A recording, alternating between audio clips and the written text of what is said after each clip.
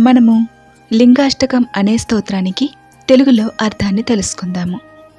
బ్రహ్మమురారి సురార్చిత లింగం, నిర్మల భాషిత శోభిత లింగం, జన్మజ దుఃఖ వినాశక లింగం, తత్ప్రణమామి సదాశివలింగం. ఏ లింగమును బ్రహ్మ, విష్ణు మొదలగు సురులు అర్చించుదురో, ఏ లింగము నిర్మలత్వము అను శోభతో కూడియున్నదో, ఏ లింగము జన్మమునకు ముడిపడియున్న దుఃఖములను నశింపచేయగలదో అటువంటి సదాశివలింగమునకు నేను నమస్కరిస్తున్నాను అని అర్థము. దేవముని ప్రవరార్చిత లింగం, కామదహన కరుణాకర లింగం, రావణ దర్ప వినాశన లింగం, తత్ప్రణమామి సదాశివలింగం.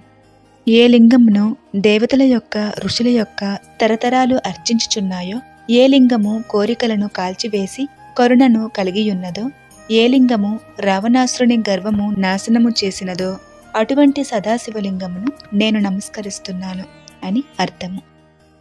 సర్వసుగంధ సులేపిత లింగం, బుద్ధి వివర్ధన కారణలింగం, సిద్ధ సురాసుర వందిత లింగం, తత్ప్రణమామి సదాశివలింగం.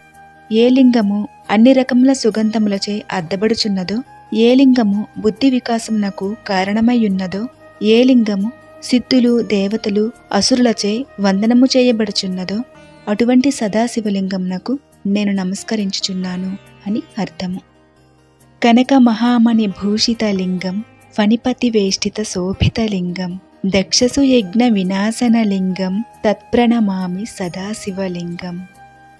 ఏ లింగము బంగారము మరియు గొప్ప మణులచే అలంకరింపబడి ఉన్నదో, ఏ లింగము సర్పరాజముచే చుట్టుకొనబడి అలంకరింపబడి ఉన్నదో, ఏ లింగము దక్షయజ్ఞమును నాశనము చేసినదో అటువంటి సదాశివలింగమునకు నేను నమస్కరిస్తున్నాను అని అర్థం.